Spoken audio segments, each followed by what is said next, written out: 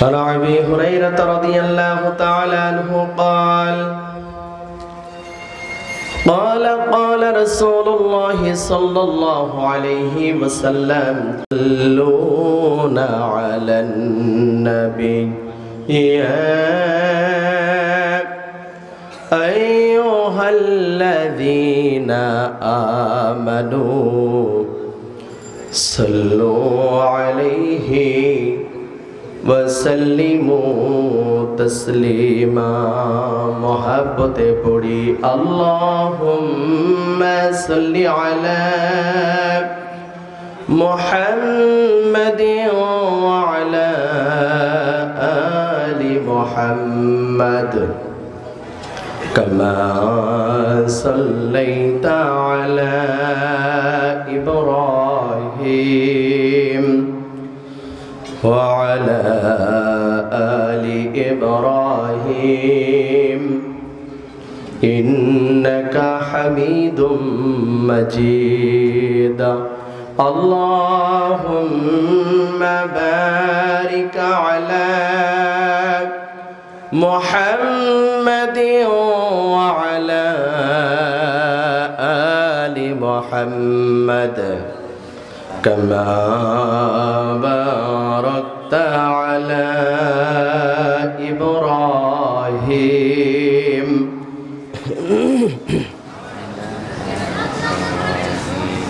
إنك حميد مجيد ভয় নাই ওরে কোনো ভয় নাই আল্লাহ যদি থাকে সহায় ভয় নাই ওরে কোনো ভয় নাই আল্লাহ যদি থাকে সহায় দুর্গম গিরিপথ পাড়ি দিয়ে যায় দুর্গম গিরিপথ পাড়ি দিয়ে যায় ভয় নাই ওরে কোনো ভয় নাই আল্লাহ যদি থাকে সহায় যুগে যুগে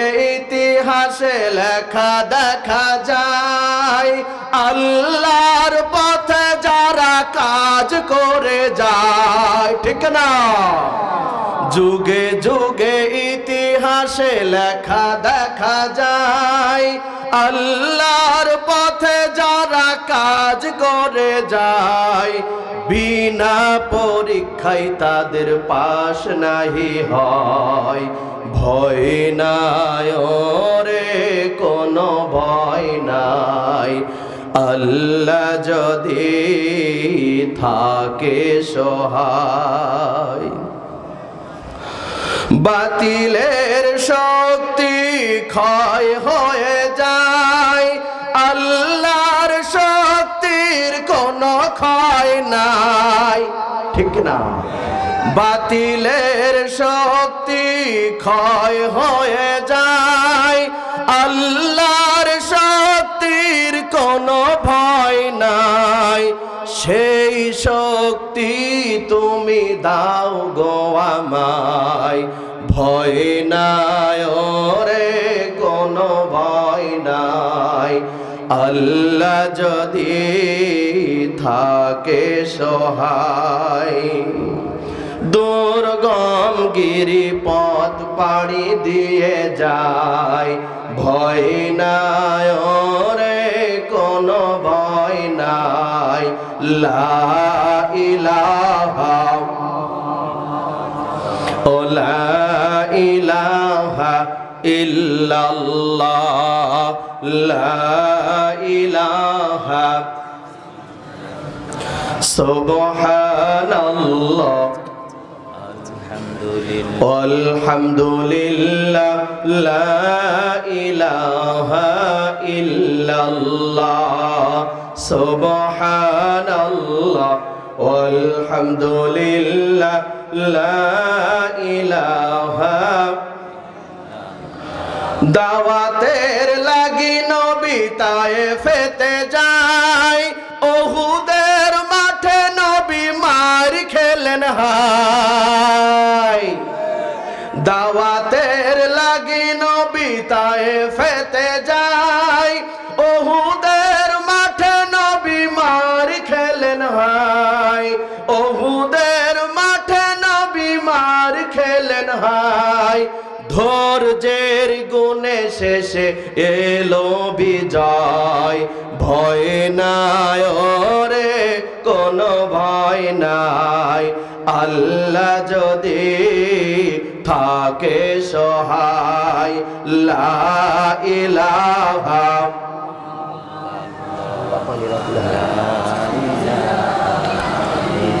লা ইলাহা ইল্লাল্লাহ সুবহানাল্লাহ walhamdulillah la ilaha illallah la ilaha illallah muhammadur rasulullah sallallahu alaihi wasallam alhamdulillah আলহামদুলিল্লাহি ওয়াহদা ওয়াসসালাতু ওয়াসসালামু আলা মান লা নাবিয়্যা বা'দা ৬৯তম মাহমুদপুর আমিনিয়া ইসালে সওয়াব মাহফিল 2 দিন ব্যাপী। আমাদের অনেকের বয়স ৬৯ হয় নাই এমন মানুষই বেশি, ঠিক কিনা ভাই?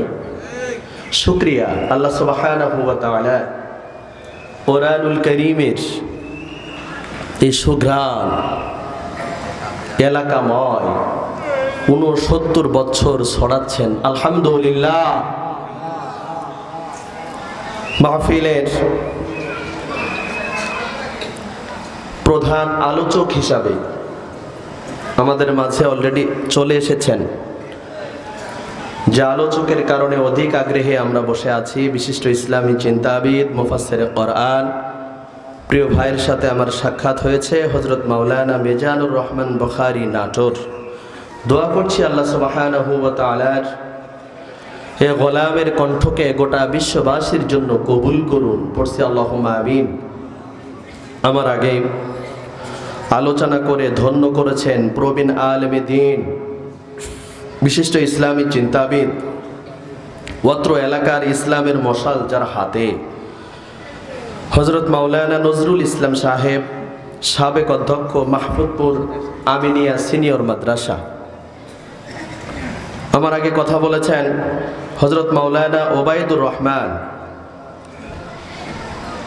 সুদূর কলারোয়া থেকে আগত প্রিয় ভাইয়ের জন্য দোয়া করছি আল্লাহ সুবহানাহু ওয়া তাআলা তাকেও দ্বীনের জন্য ইসলামের জন্য কবুল করুন, পড়ি আল্লাহুম্মা আমিন। প্রিয় উপস্থিতি, আগামীকালকে আরও গুরুত্বপূর্ণ আকর্ষণ, অনেক বড় বড় আলোচক আসবেন। তার মধ্যে অন্যতম হচ্ছে প্রিয় বড় ভাই আবরারুল হক আসিফ। দোয়া করছি আল্লাহর কাছে আগামীকালকের সকল আলোচক বৃন্দকে আমাদের মাহফিলে পৌঁছে দেওয়ার ব্যবস্থা করুন, পড়ি আল্লাহুম্মা আমিন। প্রিয় উপস্থিতি, স্টেজে উপস্থিত আলেম কুল শিরোমণি, আজকের মাহফিলের পরিচালক, মাহফিল কমিটির সেক্রেটারি মহোদয়, পত্র মাদ্রাসার শিক্ষকবৃন্দ, সামনে উপবিষ্ট কোরআন পিপাসু, দ্বীন পিপাসু, ইসলাম প্রিয় তৌহিদি জনতার এক অংশ, পর্দার অন্তরালে অবস্থানরতা সতী সাধবী, সর্বগুণে গুণান্বিতা, অবলা সরলা খাদিজাতুল কুবরা রাদিয়াল্লাহু তাআলা আনহার উত্তরসূরি, সুমাইয়ার উত্তরসূরি মা এবং বোনেরা, আমি আবারও দোয়া নেওয়ার জন্য সকলের উদ্দেশ্যে সালাম বিনিময় করছি।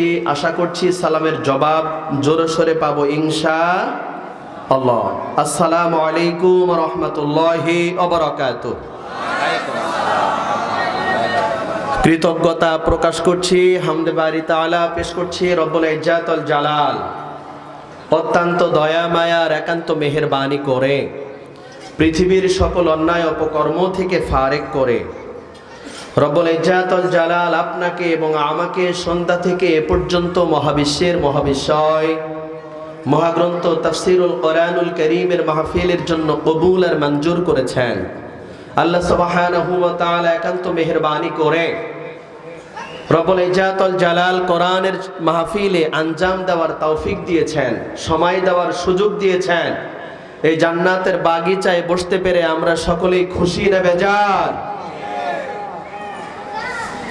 ওই আল্লাহ সুবহানাহু ওয়া তাআলার দরবারে কৃতজ্ঞতা প্রকাশ করছি, মস্তক অবনত চিত্তে সুজুদ পেশ করছি যে রব্বুল ইজ্জাতুল জালালের কৃতজ্ঞতা প্রকাশ করলে তিনি খুশি হয়ে তার নিয়ামতকে তার বান্দাদের জন্য বাড়িয়ে দেয়। পড়ি সুবহানাল্লাহ। সবাই একসাথে একযোগে একে অপরের সাথে দিয়ে পাল্লা আকাশ বাতাস প্রকম্পিত করে উঁচু আওয়াজে পড়ে উঠছে আলহামদুলিল্লাহ। স্মরণ করছি বিশ্ব মানবতার মুক্তির মহান সনদ রহমাতাল লিল আলামিন সাইয়্যিদুল মুরসালিন খাতামান নবিয়্যিন আশরাফুল আম্বিয়া, সকল নবী এবং রাসূলদের সরদার, যিনি এসেছিলেন পৃথিবীতে সকল নবী রাসূলের পরে আল্লাহর জান্নাতে যাবেন সকলের আগে, যিনি দাওয়াতি কর্মকাণ্ড পরিচালনা করেছেন, অক্লান্ত পরিশ্রম করেছেন। আমাদের মতো মোটা অঙ্কের কোনো হাদিয়া পান নাই, সুন্দর কোনো খানাদানা তিনি পান নাই, বরং দাওয়াতি কর্মকাণ্ড পরিচালনা করতে গিয়ে তায়েফের প্রান্তরে রক্তে রঞ্জিত হয়ে আল্লাহর জমিনের মধ্যে বেহুশ হয়ে লুটিয়ে পড়েছেন, ঠিক কিনা? যিনি দাওয়াতি কর্মকাণ্ড পরিচালনা করতে গিয়ে উহুদের প্রান্তরে মাথার মধ্যে লোহার কপাট ঢুকলো, দান্দান মুবারক ভেঙ্গে শহীদ হলো, কষ্টের পর কষ্ট সহ্য করে দিনের মশাল হাতে করে পৃথিবীর আনাচে কানাচে যিনি দাওয়াত পৌঁছিয়ে দিয়েছেন, তার জবান দিয়ে রব্বুল ইজ্জাতুল জালালের বিধানের ব্যাপারে হা বাক্য উচ্চারণ করলে আল্লাহ সুবহানাহু ওয়া তাআলা তার বিধানকে হালাল করেছেন। সুবহানাল্লাহ। যিনি আল্লাহ সুবহানাহু ওয়া তাআলার বিধানের ব্যাপারে না বাক্য উচ্চারণ করলে রব্বুল ইজ্জাতুল জালাল তার বিধানকে হারাম করেছেন। আল্লাহু আকবার। ওই নবীজিকে স্মরণ করছি, সবাই পড়ছি আল্লাহুম্মা সাল্লি আলাইহি, আওয়াজ দেন আল্লাহুম্মা সাল্লি আলাইহি আল্লাহুম্মা বারিক আলাইহি। প্রিয় উপস্থিতি, আমরা কোরআনুল কারীমের অন্যতম একটি সূরা, সূরার নাম হচ্ছে সূরাতুল আনফাল। আনফালের 30 নম্বর আয়াত তেলাওয়াত করেছি। ওই আয়াতের আলোকে শানে নুজুল সহ কিছু কথা আমরা বলবো, শুনবো। রব্বুল ইজ্জাতুল জালাল আমাদের তৌফিক দান করেন, পড়ছি আল্লাহুম্মা আমিন। প্রিয় উপস্থিতি, কোরআনুল কারীম আমরা শুনতে কেন আসি, মাহফিল আমরা কেন দিয়ে থাকি? অনেকে অনেকভাবে অনেক ধরনের কথা বলে থাকেন। আপনারা আমার দিকে লক্ষ্য করুন, সূরাতুল বাকারা আয়াত নাম্বার 129। আল্লাহ সুবহানাহু ওয়া তাআলা জানালেন রব্বানা ওয়াবআথ ফীহিম রাসূলাম মিনহুম ইয়াতলু আলাইহিম আয়াতিহি ওয়া ইউযাক্কিহিম ওয়া ইউআল্লিমুহুমুল কিতাবা ওয়াল হিকমা ইন্নাকা আনতাল আজিজুল হাকীম। আল্লাহ সুবহানাহু ওয়া তাআলার কাছে মুসলিম মিল্লাতের জাতির পিতা এই দোয়াটি করেছিলেন। জাতির পিতার নাম কি? আর আওয়াজ দিয়ে বলেন, নাম কি? জাতির পিতার নামের কথা বললে তো মুসাব্বায় চলে যায়, ঠিক না? আমাদেরকে জোর করে জুলুম করে যাকে জাতির পিতা বানানো হয়েছে আমরা তাকে জাতির পিতা মানতে পারি না, বরং আল্লাহ রাব্বুল আলামিনের পক্ষ থেকে আমাদেরকে যাকে জাতির পিতা হিসাবে স্বীকৃতি দেওয়া হয়েছে, আসলামতু লিরাব্বিল আলামিন, ইব্রাহিমকে ছাড়া অন্য কেউ জাতির পিতা হতে পারে না। জাতির পিতা ইব্রাহিম আলাইহিস সালাতু সালাম আরশে আজিমের মালিকের কাছে দোয়া করলেন, রব্বানা ওয়াবআথ ফীহিম রাসূলাম মিনহুম ইয়াতলু আলাইহিম আয়াতিকা ওয়া ইউআল্লিমুহুমুল কিতাবা ওয়াল হিকমাতা ওয়া ইউযাক্কিহিম ইন্নাকা আনতাল আজিজুল হাকীম। আল্লাহর কাছে দুহাত তুলে জাতির পিতা দোয়া করছে, আল্লাহ তাআলা আমি জাতির পিতা হিসাবে আপনার কাছে প্রার্থনা করে জানিয়ে দিচ্ছি, আয় রব্বে কারীম আপনি আমার দোয়াটা কবুল করেন। সুবহানাল্লাহ। আর আওয়াজ দিয়ে পড়ি সুবহানাল্লাহ। ইব্রাহিম আলাইহিস সালাতু সালাম বললেন, আয় আল্লাহ তাআলা, আমার জাতির মধ্য থেকে, আমার কওমের মধ্য থেকে, আমার এলাকার মধ্য থেকে আপনি নবী, রাসূল এবং রাসূলদের অনুসারী আলেমদেরকে তৈরি করে দেন, ইয়াতলু আলাইহিম আয়াতিকা, যারা কোরআনুল কারীমের আয়াতকে তেলাওয়াত করবে। সুবহানাল্লাহ। আল্লাহ সুবহানাহু ওয়া তাআলা জানিয়ে দিলেন, ওয়া ইউআল্লিমুহুমুল কিতাব, এই কিতাব তেলাওয়াত করবে, ওয়াল হিকমাতা ওয়া ইউযাক্কিহিম, হিকমত সহকারে মানুষদের মাঝে জানিয়ে দেবে। ইন্নাকা আনতাল আজিজুল হাকীম, নিশ্চয় আল্লাহ সুবহানাহু ওয়া তাআলা প্রজ্ঞাময়, মহাজ্ঞানী, আরশে আজিমের মালিক, রব্বুল ইজ্জাতুল জালাল। আমরা যা কিছু করি সব কিছু জানেন কে? আরো আওয়াজ দিয়ে বলেন, জানেন কে? আমাদের রিজিকের ব্যবস্থা করেন কে? তামাম পৃথিবীতে রাত দিন 24 ঘন্টার মধ্যে একজন মানুষ হিসেবে 16 কেজি অক্সিজেন গ্রহণ করে দিয়ে থাকেন কে? রাত দিন 24 ঘন্টায় সূর্য 13 মেট্রিক টন আলো দেয়, ব্যবস্থা করেছেন কে? আপনাকে এবং আমাকে এখনো পর্যন্ত পৃথিবীতে জীবিত রেখেছেন কে?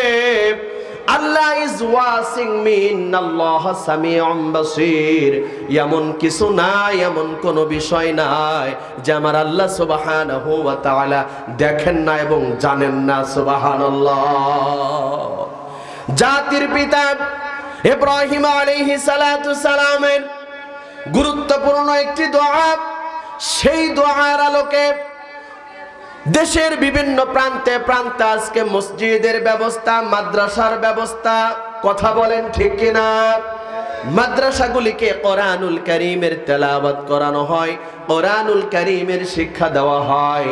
নবীজি সাল্লাল্লাহু আলাইহি ওয়াসাল্লাম বলেছেন, যেই জমিন থেকে কোরআনুল কারীমের তেলাওয়াত যত বেশি আরশে আজিমে যায়, ওই জমিনে রব্বে কারীমের পক্ষ থেকে তত রহমত অবতীর্ণ হয়। শুধু এখানেই শেষ হয়ে যায় না, পৃথিবীর মধ্যে কোরআনুল কারীমের তেলাওয়াতকারী আছে বলে, আলেম উলামা আছে বলে, तमाम পৃথিবীতে আজানের ধ্বনি শোনা যায় বলে, तमाम পৃথিবীতে ইসলামিক মানুষগুলি আছে বলে এখনো পর্যন্ত পৃথিবী আছে, নতুবা কিয়ামত হয়ে শেষ হয়ে যেত। ঠিক কিনা? তোমরা আজকে যারা বাড়াবাড়ি করো, গাদ্দারি করো, মিজানুর রহমান আজহারির মতো মানুষের গর্দান কেটে নেওয়ার ব্যাপারে 10 লক্ষ টাকা উপহার দেওয়ার ঘোষণা করো, তোমাদেরকেই বলে দিতে চাই, তোমরা জেনে রাখো, পৃথিবীতে আলেমরা আছে বলে রিজিকের ব্যবস্থা আছে, পৃথিবীতে আলেমরা আছে বলে নিয়ামতের ব্যবস্থা আছে, পৃথিবীতে আলেমরা আছে বলে এখনো পৃথিবী আছে, নতুবা আল্লাহ শেষ করে দিতেন। ঠিক কিনা? আমার ভাইরা, আল্লাহ সুবহানাহু ওয়া তাআলার পক্ষ থেকে জানিয়ে দেওয়া হয়েছে, রব্বে কারীম জানিয়ে দিয়েছেন, সূরাতুল আনফাল, সূরাতুল আনফালের 30 নম্বর আয়াত। আমরা আমাদের আলোচ্য আয়াতের মধ্যে ঢুকছি, লক্ষ্য করুন। ওয়া ইয ইয়ামকুরু বিকাল্লাযীনা কাফারু লিইউসবিতুকা আও ইয়াকতুলুকা আও ইয়াখরুজুকা ওয়া ইয়ামকুরুনা ওয়া ইয়ামকুরুল্লাহ ওয়াল্লাহু খায়রুল মাকিরিন। আমি আপনাদের কাছে জানতে চাই, সকল সমস্যার সমাধান আছে কোথায় বলেন তো? আর আওয়াজ দিয়ে বলেন কোথায়? রাসূল করিম সাল্লাল্লাহু আলাইহি ওয়াসাল্লাম জানিয়েছেন, আমি ওই ব্যক্তির উপরে বড় আশ্চর্য হই তখন বিপদে পড়েছে, বালা মুসিবতে পড়েছে, এখানে দৌড়ায় ওখানে দৌড়ায়, এই কাজগুলি না করে লোকটি যদি কোরআনুল কারীমকে জড়িয়ে ধরে আল্লাহর কাছে ইয়াকিন নিয়ত নিয়ে দোয়া করতে পারে, আরশে আজিমের মালিক আল্লাহ। কোরআনুল কারীমের মধ্যে এমন কিছু নাই যা তুমি দাও নাই। ঠিক কিনা? অতএব ওই কোরআনুল কারীমকে বুকে জড়িয়ে ধরে নিয়ে রব্বে কারীমের কাছে জানিয়ে দিবে, আয় আল্লাহ তাআলা, বিপদে পড়েছি, মুসিবতে পড়েছি, সমস্যায় পড়েছি, সকল সমস্যার সমাধান দিতে পারে আল কোরআন। অতএব তোমার কোরআনুল কারীমের ওসিলায় তুমি আমার সমাধান দিয়ে দাও। সমাধান চাও যদি জীবনে মরণে, ফিরে যাও খুঁজে নাও চোখ রাখো কোরআনে। ঠিক না? সমাধান চাও যদি জীবনে মরণে, ফিরে যাও খুঁজে নাও চোখ রাখো কোরআনে। এ তো চির আমলান চির মুক্তির ডাক, এ যে মহাবাণী আল্লাহরই কালামে পাক। ঠিক না? এ তো চির আমলান চির মুক্তির ডাক, এ যে মহাবাণী আল্লাহরই কালামে পাক। এই দুনিয়ায় আর সেই দুনিয়া, মুক্তি পাবে তুমি দোজাহানে। সমাধান, ঠিক না?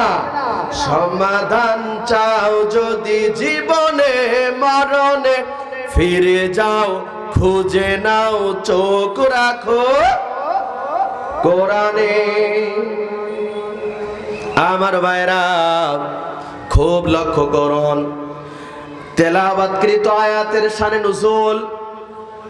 কোরআনুল কারীম মহাবিশ্বের মহাবিশ্বয়, মহাগ্রন্থ কোরআনুল কারীম এমন একটি ব্যাপার, এমন কিছু নাই যা কোরআনুল কারীমের মধ্যে নাই।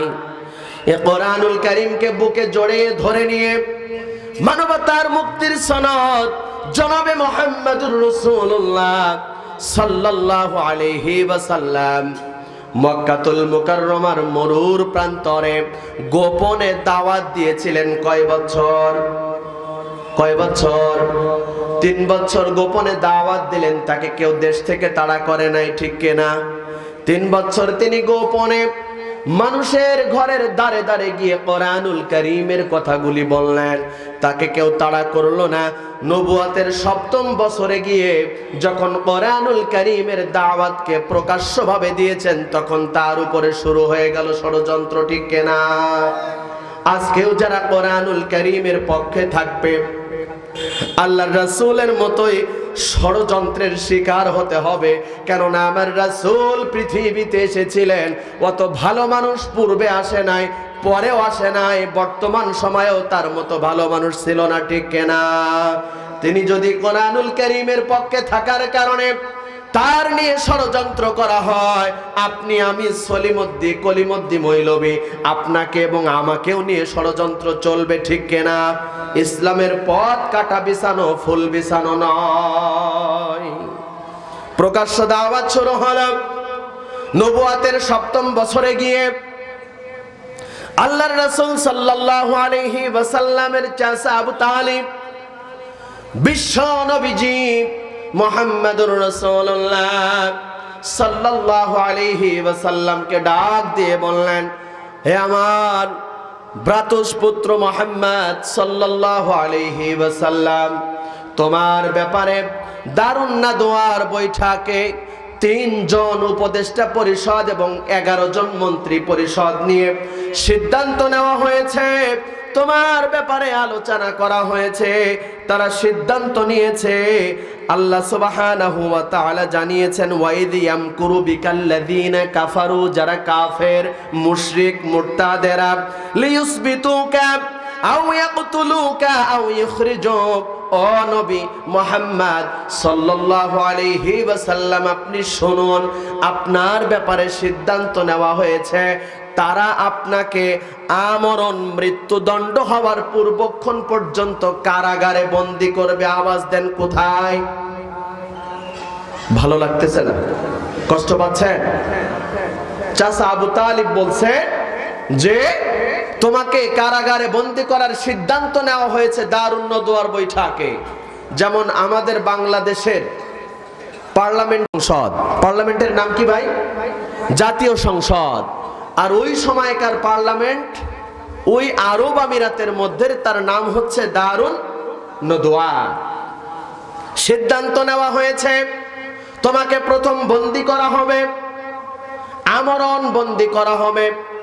পরবর্তীতে সিদ্ধান্ত নেওয়া হয়েছে আও ইয়াকতুলুকা, অথবা তোমাকে হত্যা করার চেষ্টা করা হবে। পরবর্তীতে জানানো হচ্ছে আও ইখরিজুক, যদি তোমাকে তারা প্রথম বন্দী করবে, পরে হত্যা করার চেষ্টা করবে।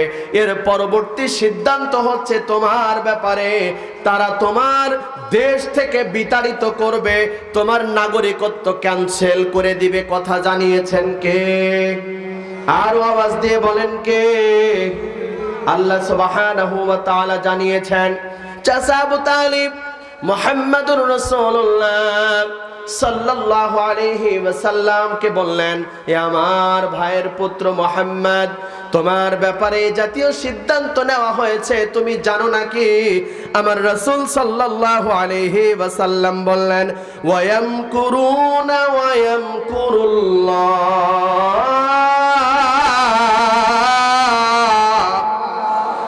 ওয়াল্লাহু খায়রুল মাকিরিন। আমার নবীজি সাল্লাল্লাহু আলাইহি ওয়াসাল্লাম বললেন, আমার আল্লাহ সুবহানাহু ওয়া তাআলা আমাকে কথাগুলি জানিয়ে দিয়েছেন। আল্লাহু আকবার। চাচা আবু তালিব বড় আশ্চর্য হয়ে গেল, হে মুহাম্মদ, তোমার ব্যাপারে যখন যেটাই সিদ্ধান্ত হয় সকল সিদ্ধান্ত তোমার জানিয়ে দেয় তোমার রব। এটা তো বড় আশ্চর্যজনক রব। তোমার রবের এমন কিছু নাই যা জানা নাই, তোমার রবের এমন কিছু নাই যা আয়াত্তার বাইরে চলে যায়। অতএব তোমার রব এমন এক রব, তিনি সব জানেন, সব দেখেন, সকল বিষয়ে অবগত। সুবহানাল্লাহ। কথা অনুযায়ী, সিদ্ধান্ত অনুযায়ী নবীজি সাল্লাল্লাহু আলাইহি ওয়াসাল্লামকে শিয়াবে আবি তালিবের মধ্যে, জেলখানার মধ্যে বন্দী করা হলো। আমার রাসূল সাল্লাল্লাহু আলাইহি ওয়াসাল্লামের সাথে 53 জন সদস্য সহকারে শিয়াবে আবি তালিবের মধ্যে বন্দী করা হলো। জেলখানা। কি খানা? আরো আওয়াজ দেন, কি খানা? বর্তমান সময়ের জেলখানার আয়না ঘর দেখলে আমরা ভয় পাই। আপনি একটু লক্ষ্য করুন, তৎকালীন সময়ের জেলখানা শিয়াবে আবি তালিব, ওই সময় সব থেকে বড় জুলুম যেখানে করা হতো, কষ্ট যেখানে বেশি দেওয়া হতো, ওই জায়গাটার নাম ছিল শিয়াবে আবি তালিব। উপরে কোনো ঘরের ছাউনি ছিল না, তাদের জন্য কোনো ছায়ার ব্যবস্থা ছিল না, তাদের জন্য সুন্দর কোনো খাবারের ব্যবস্থা ছিল না। জেলখানার মধ্যে মুহাম্মদুর রাসূলুল্লাহ সাল্লাল্লাহু আলাইহি ওয়াসাল্লাম সহ আমার নবীজি সাল্লাল্লাহু আলাইহি ওয়াসাল্লামের 53 জন সদস্য সহ জেলখানার মধ্যে বন্দী করে দেওয়া হলো। আমার রাসূল সাল্লাল্লাহু আলাইহি ওয়াসাল্লামের সাথে মহিলার সংখ্যা ছিল 7 জন, আর শিশু বাচ্চাদের সংখ্যা ছিল 2 জন, আর বাদ বাকি প্রাপ্তবয়স্ক পুরুষ। সিদ্ধান্ত নেওয়া হলো মুহাম্মদুর রাসূলুল্লাহ সাল্লাল্লাহু আলাইহি ওয়াসাল্লামকে জেলখানায় বন্দী করে মন্ত্রী পরিষদের সাথে সিদ্ধান্ত নেওয়া হলো তাকে জেলখানার মধ্যে আটকে দাও এবং আস্তে আস্তে করে খাবার বন্ধ করে দাও। প্রথম কথা ছিল জেলখানায় বন্দী করা, তারপরের কথা ছিল তাকে হত্যা করা, ঠিক কিনা? তাইলে বোঝা যায় আলেম ওলামা কোরআন আর হাদিসের মানুষদেরকে যারা জেলখানায় বন্দী করে এটা হচ্ছে আবু জেহেলের সুন্নাত, ঠিক কিনা? আর জেলখানায় বন্দী হয়ে জেল যারা খাটে, জুলুমের শিকার যারা হয়, ওয়াকাতরে জীবন বিলীন করে দেয়, বাংলাদেশের অসংখ্য অগণিত মায়ের বুক খালি করা হলো ওই জেলখানার মধ্যে যাদের, তারা রাসূলের দলের লোক, ঠিক কিনা? আমার ভাইরা, নবীজি সাল্লাল্লাহু আলাইহি ওয়াসাল্লামের ব্যাপারে সিদ্ধান্ত নেওয়া হলো আস্তে আস্তে খাবার বন্ধ করতে হবে। আস্তে আস্তে খাবার কমানো শুরু হলো। আমার রাসূল সাল্লাল্লাহু আলাইহি ওয়াসাল্লাম তার সাথী বর্গদের নিয়ে থাকেন। বাইরের থেকে খাবার বিক্রি করার জন্য লোক আসে। আল্লাহর রাসূল সাল্লাল্লাহু আলাইহি ওয়াসাল্লামের আপন চাচার নাম আবু লাহাব। শুনছেন নাকি? নাম শুনছেন? সূরা লাহাব পারেন? সবাই একটু পড়েন তো, তাব্বাত ইয়াদা। খুব লক্ষ্য করুন, আল্লাহ রাসূল সাল্লাল্লাহু আলাইহি ওয়াসাল্লামের সবথেকে নিকৃষ্ট প্রতিবেশী হচ্ছে আবু লাহাব। আল্লাহ রাসূলের বাড়ি আর আবু লাহাবের বাড়ি পাশাপাশি, মাঝখানে শুধু একটা প্রাচীর। এমন কোনো দিন নাই আবু লাহাবের স্ত্রী জামিলা, এমন কোনো দিন নাই যে উনি কাঠা নিয়ে, নষ্ট জিনিসপত্র নিয়ে, পচা পদার্থ নিয়ে, এমন কোনো দিন নাই যে কাটা নিয়ে আমার রাসূলের ঘরের দরজায় দিতেন না, যাতে দৈনিক ফজরে তাহাজ্জুদে উঠতে গেলে আমার রাসূল কষ্ট পায়। এমন কোনো দিন নাই। নবীজি সাল্লাল্লাহু আলাইহি ওয়াসাল্লামের পরিবারের মধ্যে রান্না বান্না করছে, দৈনিক চুলায় আগুন জ্বলতো না, 2 দিন পর 3 দিন পর চুলার মধ্যে আগুন জ্বলছে। আবু লাহাবের স্ত্রী আল্লাহ সুবহানাহু ওয়া তাআলা জানিয়ে দিয়েছেন ওয়ামরাতুহু হাম্মালাতাল হাতাব, যে শুধু আবু লাহাব ধ্বংস হবে না, ওর স্ত্রীও ধ্বংস হয়ে যাক। কথাকার তার মানে বোঝা যায় কোরআনের মানুষের বিপক্ষে অবস্থান নিয়ে যারা অবস্থান নেয় আর অবস্থান নেওয়ার ব্যাপারে সহযোগিতা যারা করে তারা একই অপরাধী, ঠিক কিনা? আল্লাহ সুবহানাহু ওয়া তাআলার পক্ষ থেকে জানানো হয়েছে 2 দিন 3 দিন 4 দিন 5 দিন পরে আমার রাসূলের ঘরের মধ্যে, রান্নাঘরের মধ্যে খাবার তৈরি হতো, রান্না চলছে, হঠাৎ করে আবু লাহাবের স্ত্রী ওই দুষ্ট দুষ্কৃতিকারী মহিলা ময়লা আবর্জনা নিয়ে ওই খাবারের হান্ডির মধ্যে চেলে মেরে দিয়ে খাবারগুলি নষ্ট করে দিত। এই আবু লাহাব বাইরের থেকে যখন বিশ্বনবীজি বন্দী অবস্থায় শিয়াবে আবি তালিবে, দূর থেকে লোকজন আসছে, তারা খাবারের পণ্য বিক্রি করার জন্য। আবু লাহাব নিজ দায়িত্ব নিয়ে ওই গেটে চলে